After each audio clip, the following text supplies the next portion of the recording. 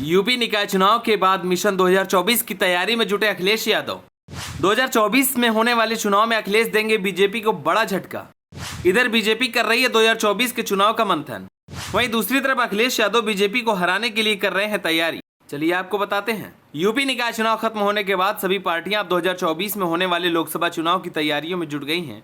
इस बार के लोकसभा के चुनाव में बीजेपी को सभी विपक्षी पार्टियां जमकर टक्कर देने वाली हैं, लेकिन कर्नाटक में बीजेपी की बड़ी हार से बाद अब बीजेपी की टेंशन बढ़ गई है। आपको बता दें कि अब बीजेपी की मुश्किलें और बढ़ने वाली हैं, क्योंकि ऐसा कहा जा रहा है कि इस बार लोकसभा चुनाव के लिए विपक्षी पार्टियां बीजेपी के खिलाफ जमकर रणनीति बना रही हैं। वहीं अखिलेश यादव ने अपने नए प्लान के साथ 2024 के चुनाव की तैयारियां शुरू कर दी हैं।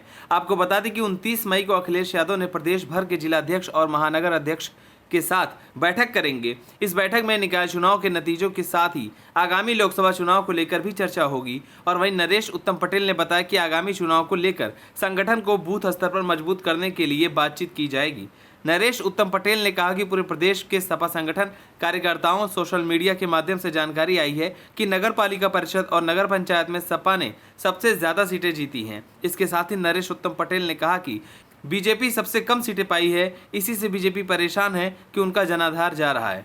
महंगाई, बेरोजगारी, भ्रष्टाचार, किसानों की समस्याएं बढ़ती जा रही हैं। इस प्रदेश की अर्थव्यवस्था चौपट है। इन बातों को लेकर नगरीय निकाय के चुनाव में जनता ने सपा का साथ दिया। बसपा की बूथ कमेटियों में 50% युवाओं को शामिल करने पर नरेश उत्तम पटेल ने कहा कि समाजवादी पार्टी युवाओं की पार्टी है। सपा के राष्ट्रीय अध्यक्ष भी युवा हैं। हमारे नेता मुलायम सिंह यादव ने कहा था कि सपा को कभी बूढ़ा नहीं होने देंगे।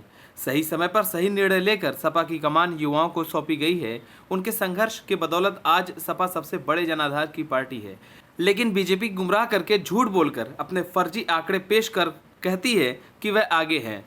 वहीं बसपा के दलित और अल्पसंख्यक गठजोड़ की रणनीति पर कहा कि समाजवादी पार्टी सभी जाति धर्म की पार्टी है। यह दलित, पिछड़े, गरीब, किसान, मजदूर, छोटे कारोबारियों की पार्टी है। सबको लेकर सपा चलती है।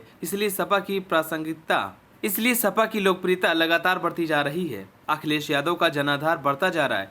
लखनऊ नगर निगम हाउस में टैक्स और वाटर टैक्स बढ़ाए जाने की तैयारी पर कहा, यह बहुत दिनों से चर्चा चल रही थी, लेकिन बीजेपी ने चुनाव की वजह से रोक रखा था।